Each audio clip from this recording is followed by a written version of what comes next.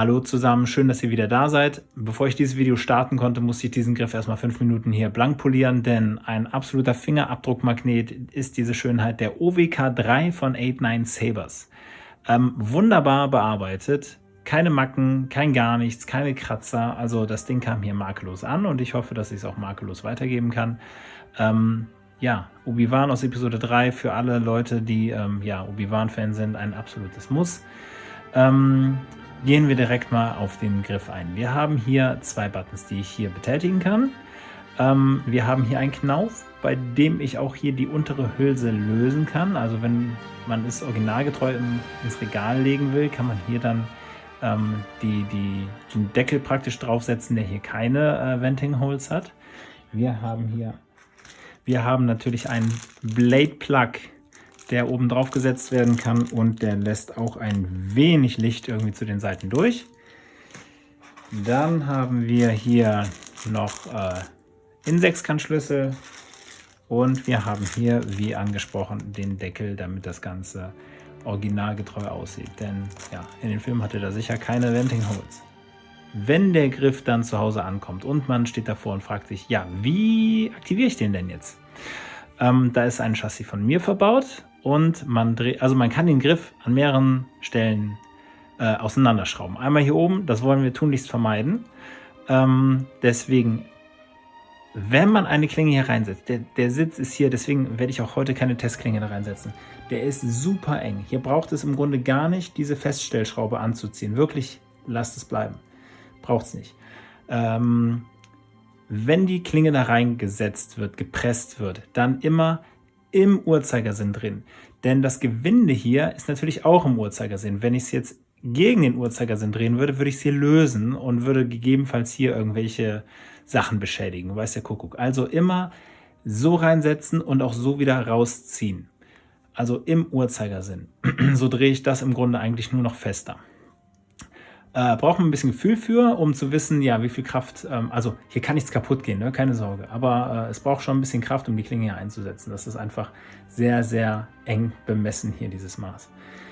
Dann kann ich den Griff, ich kann hier den Knauf abdrehen, ich kann aber auch hier noch dieses Teil abdrehen, braucht es aber nicht. Wir kümmern uns jetzt nur darum, mal angenommen, der Griff kommt jetzt gerade frisch rein, wir brauchen nur hier unten den Knauf abdrehen. Den legen wir mal galant zur Seite. Dann guckt mich auch schon ein 28 mm Speaker an.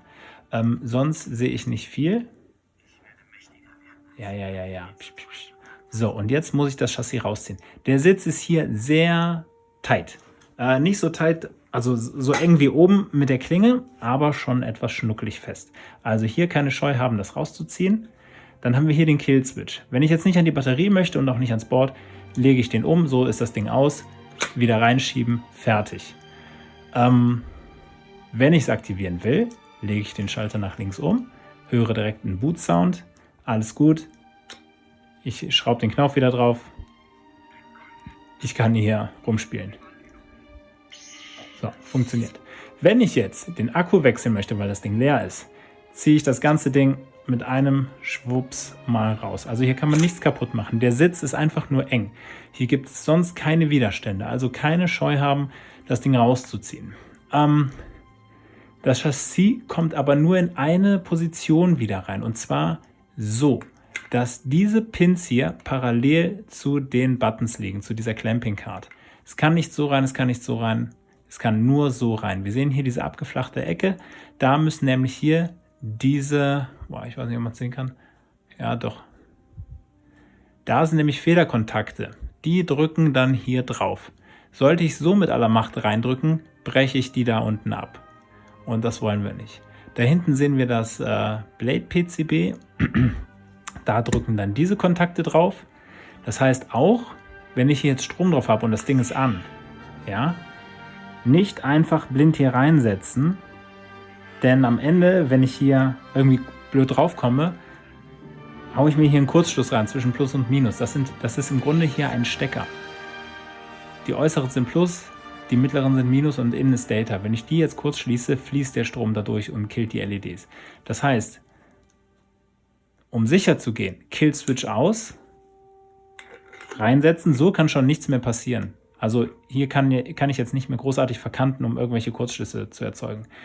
So, aber erst einfach mal reinsetzen, ordentlich mit Kraft, bisschen rausziehen, Killswitch an. Wieder reinsetzen, das Ding läuft. So verhindere ich, dass ich hier ja keinen Kurzschluss erzeuge. So, nochmal raus, also hier wirklich hier ein bisschen Kraft, mehr braucht es aber nicht. Hier haben wir das Profi-Board, wenn man es dann nochmal flashen will. Hier kommt man an die SD-Karte ran. Hier haben wir das erste NeoPixel PCB, genauso wie da oben. Hier kommt die Klinge drauf. Hier, das sieht dann einfach ein bisschen fancier aus. Also theoretisch hätte man hier auch eins ohne LEDs benutzen können. So sieht es aber deutlich schöner aus. Klar, hier komme ich jetzt an meinen Akku. Einfach rausnehmen, austauschen, fertig. Wieder reinsetzen. Gut ist, ich könnte hier auch rausdrücken. Komme ich jetzt aber nicht so mit meinen Fingern rein. Hier ist überhaupt kein Problem, den hier rauszunehmen. Ja, der Speaker hier, der ist auch versenkt. Da kommt also auch nichts dran. Ne, der ist gar nicht versenkt. Mein Gott, was rede ich denn hier? Der ist nicht versenkt. Trotzdem kommt hier nichts dran. Wir haben hier auf der anderen Seite, hier im Knauf, haben wir einen Spacer, der nur auf den äußeren Ring drückt. Also hier gibt es keine Vibration, weil der Speaker hier irgendwie ans Gehäuse kommt.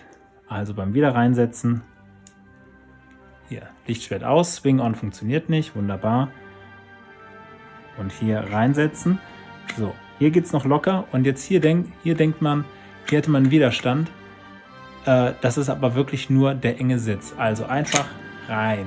So, Killswitch oder diese Plättchen hier parallel nach oben guckend zu der Clamping Card. Dann kann da nichts schief gehen. So, rein damit. Habe ich ihn jetzt angemacht? Nein, natürlich nicht. Denn darum geht es ja jetzt auch ein bisschen. So, Killswitch zur Seite, der kappt den Strom oder lässt ihn dazu wieder zudrehen. Das Gewinde hier auch wunderbar. Also die Qualität von 89 Sabers ist, was diesen Griff angeht, hier wirklich 1A. Wir machen jetzt den Ton mal ein bisschen lauter. So. Volume menu end.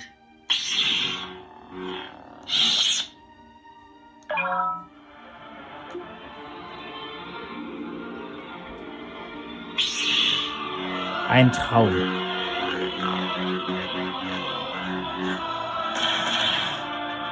habe ein ganz mieses Gefühl. Ihr seid am Zug.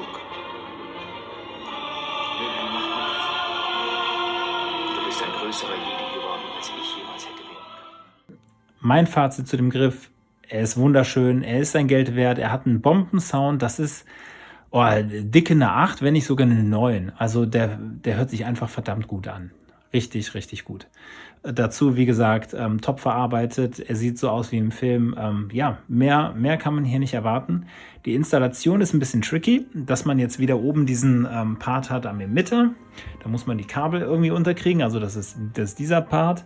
Dann die Kontrollbox mit den Buttons zu installieren, eben mit diesem gefederten Kontakt, den man da hat. Das ist jetzt nicht so ganz easy. Und das Chassis selber, das ist dann wiederum einfacher gewesen. Also, dass man das Ganze auch wieder getrennt vom Griff machen kann, ist auch wieder ganz schön.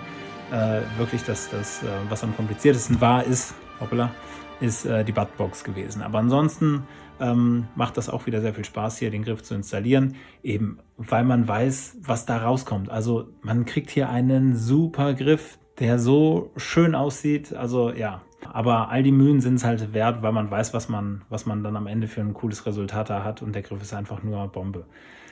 Ganz lieben Gruß an Fu, der hat es nämlich wieder möglich gemacht, dass ich diesen Griff bekommen habe.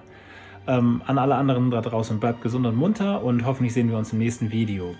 Bis dahin, falls ihr Langeweile habt, abonniert gerne den Kanal und lasst ein Like da. Bis dann, ciao.